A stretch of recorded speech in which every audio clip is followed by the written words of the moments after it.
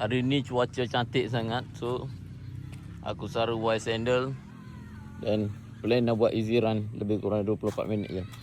Cuaca terbaik.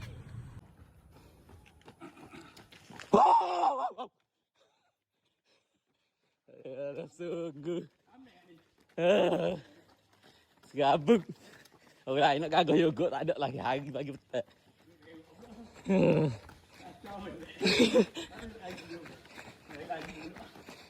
Tadi nampak slow lah lari.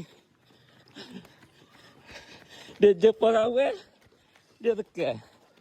Kata nak sai lama. Lagi ni cara saya. Bukan lepak je hari ni.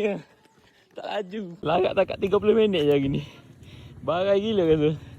Cukup lah. 30 minit dengan one sandal. Walaupun buruk selepas ni tetap padu.